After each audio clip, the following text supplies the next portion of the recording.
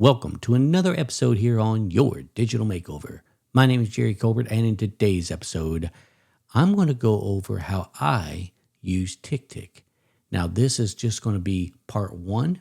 It's going to be a short or semi-short episode, but I just kind of want to go over some of the things that I do inside of TickTick. And like I say, this is part one of a three-part series on how I use TickTick. So let's get to it. As you see here, I have opened up here on the desktop, on my Mac desktop, by the way, TickTick. And I have the calendar view open. Now, typically, I usually use the 3-day view. However, with that being said, I also typically use the today view under the task button.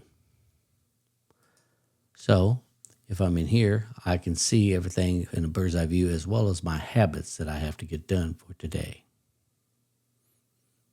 Okay. Now, I typically, as far as habits go, I typically use those periodically throughout the day.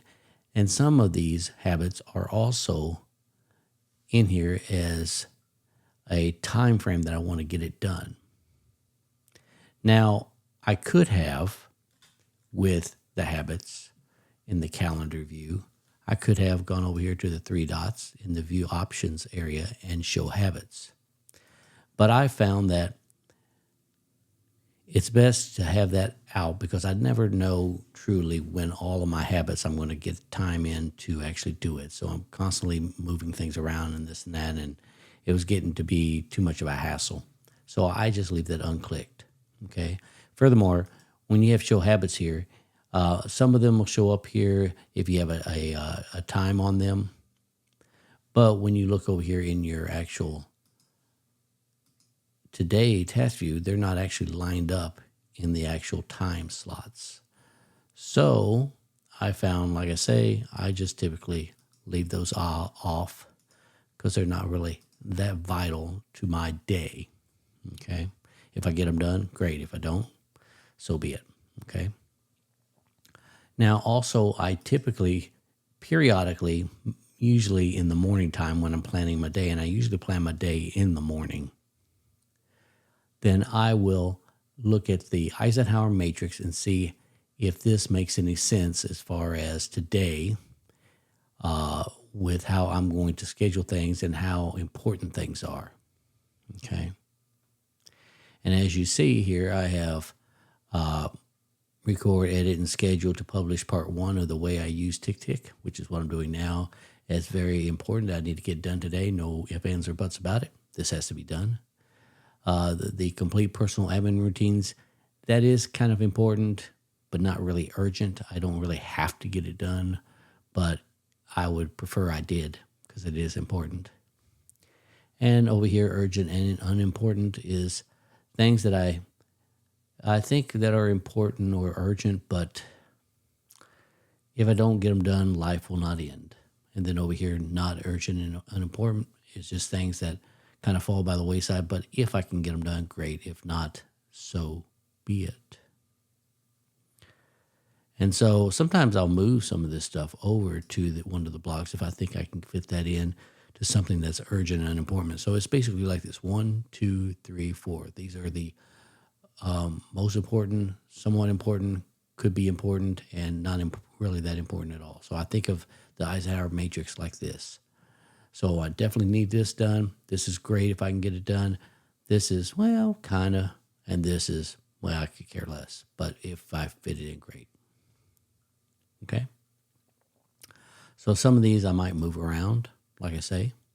And then once I have planned my day according to the Eisenhower Matrix, I will usually typically go back to the 3-day view for the rest of the day and decide if my time slots are accurate for the day. And if not, I can also move stuff over to another day. Usually I want to move stuff over in a 3-day period because I want to get it done. I don't want to move it to next week or the following week or whatever, because then I just wind up getting into a repetition of actually moving stuff rather than completing stuff.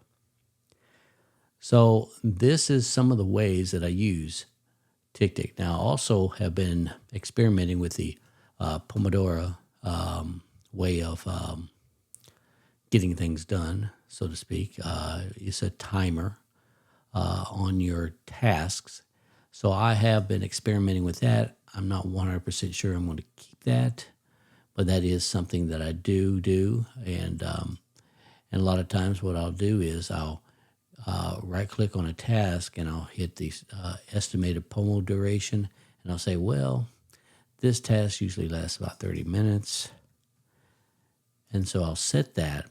And then what happens is when that time comes, I will start a Pomo, so it'll get me focused on doing just that task. And it'll keep track of that and then keep a statistics on whether or not I was under the estimated time, or if I was over that time, then I can correct the estimated Pomo time or the duration, as that may be. Now, when you do an estimated Pomo, you can do either estimated Pomo or estimated duration. I found the estimated duration works better for me and what I do, okay? But like I say, I'm not 100% sold on that. Now, if you notice in my Today view, I do have some time blocks set up, okay? And these time blocks, basically, I just put a time block there. I also put a tag as a time block, and these are on recurring tasks mostly because time blocks I found are easier to set up as recurring tasks. So you see I have these time blocks, and I put them like this so I can easily see it as a time block. Also, if you notice here, I put a habit at the end in all bold letters and brackets to remind me that this habit is actually also down here in my habits, and I need to mark it off when I am complete with that task, okay? Now, some of these down here, charge the Apple Watch, which I am doing right now as we speak. These tasks or these habits, once I check them off, they disappear out of here. But some of them I don't actually have included up in here, okay? In my Today view, I just will get them done when I get them done, right? And I already did my vitamins for the day. I don't need to do the weigh myself. In fact, you know what? I think I'm going to change that. So the way you can change your habits is you can't do it really right here in the Today view, okay? So what you have to do here is go over here to habits. And the weigh myself, once you right click on it, you'll come up with the edit box. And what you can do here is I say 1 day per week, right? And my start day is this. And I'm going to actually change that to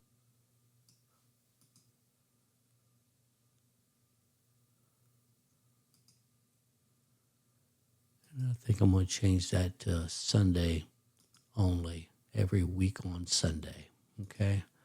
Because I think I like it better like that. All right, so it's now out of this day view, and it's only going to be on a Sunday, okay?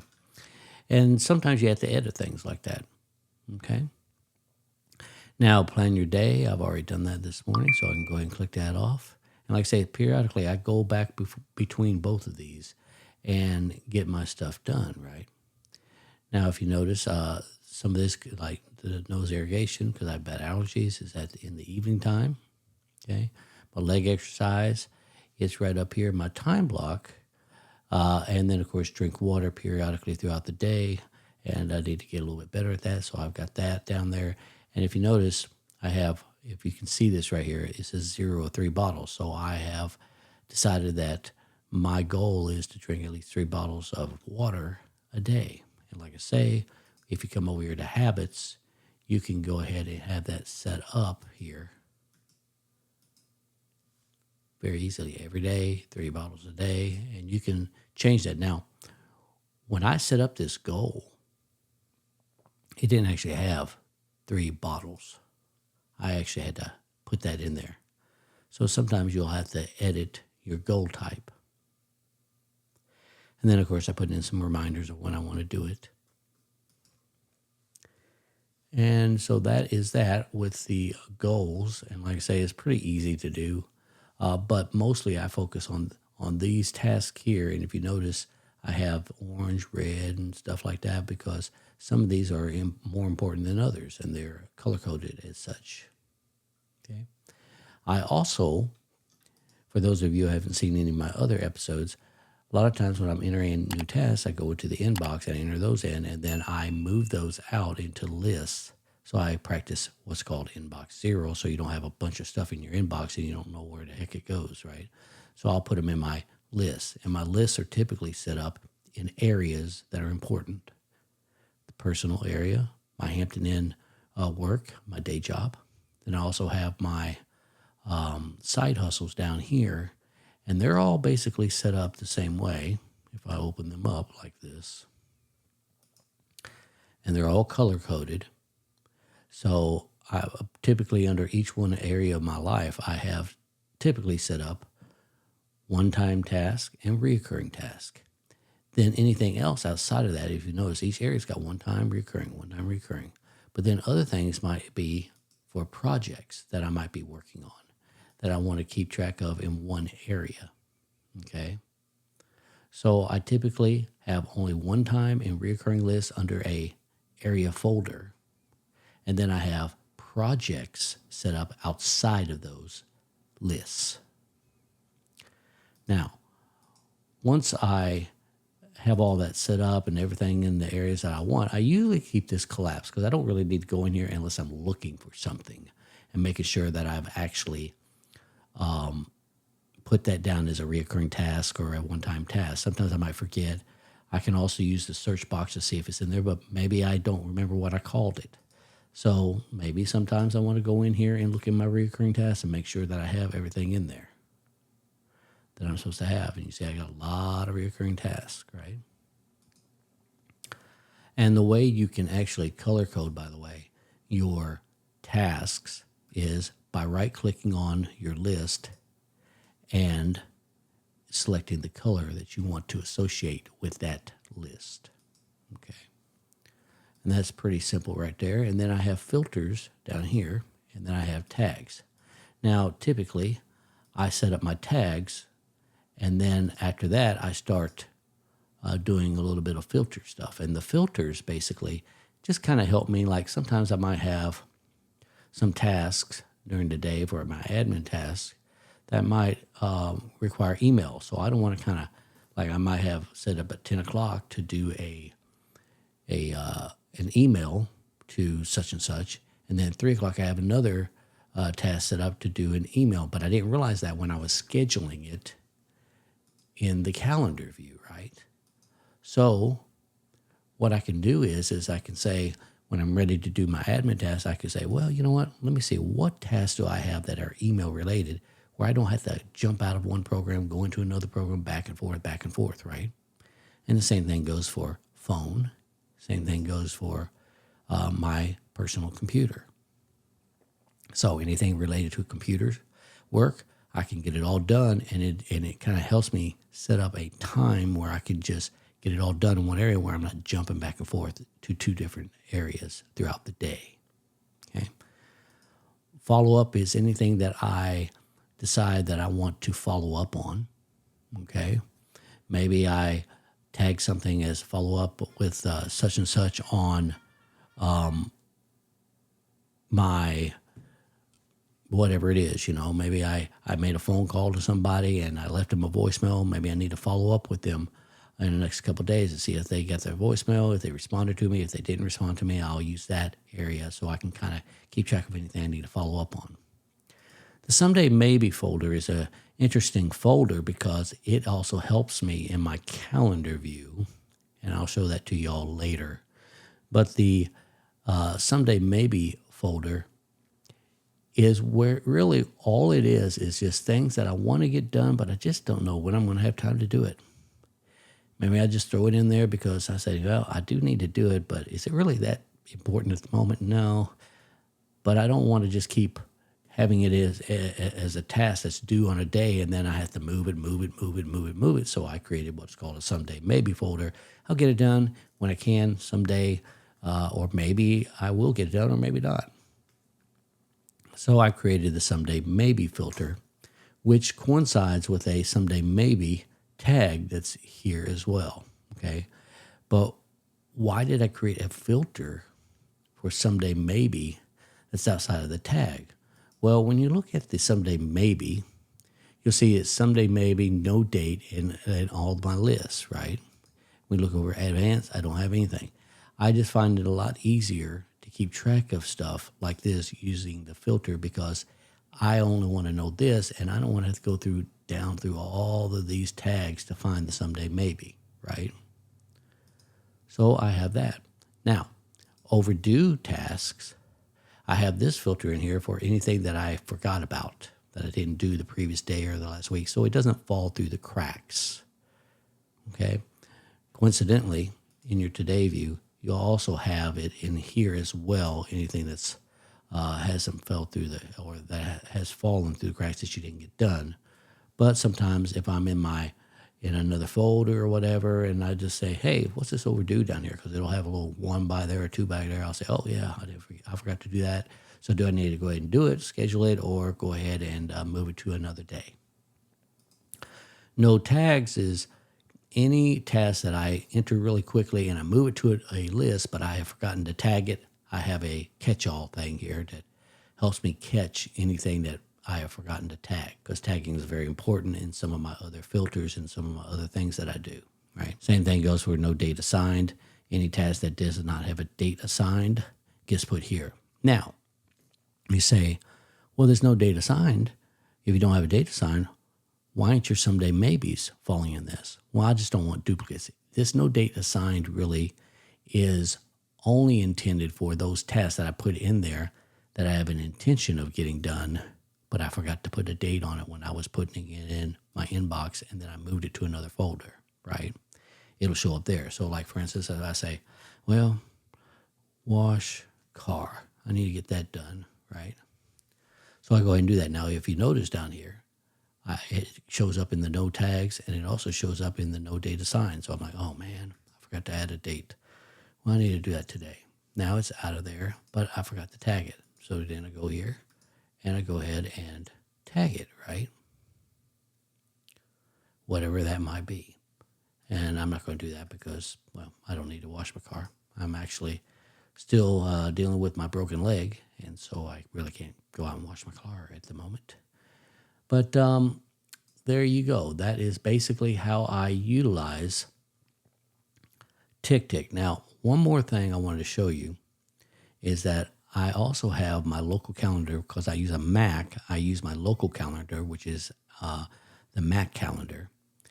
And I use that to attach my tasks to it. And so, like for instance, if you see here the local calendar, it shows all of my calendar events. Also, if you go over here to the calendar mode, you see that my calendar, my local calendar, carries over to this.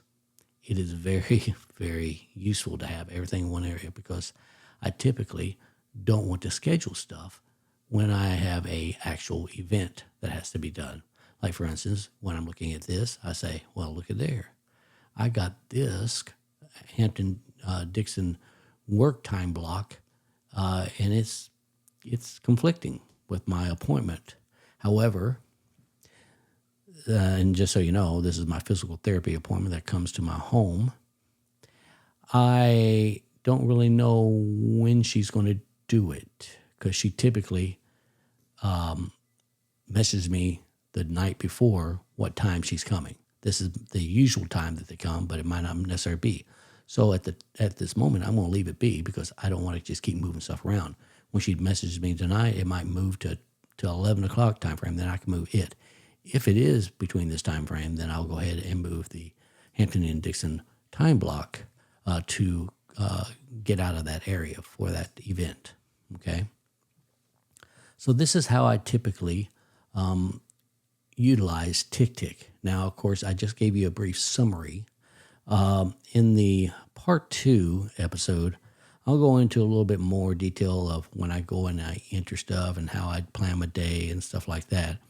I'll go into that in a more in-depth view of how that actually occurs. But I did want to kind of give you a summarized view of how I utilize TickTick. So if you all have any questions and want me to cover something else, later on, please leave me a comment right down below. And if you like this video and you want to see more of these videos in the near future, make sure you hit that like button, subscribe button, and the notification bell. And with that being said, I want to wish you all a wonderful week, and I'll catch you next episode. Take care.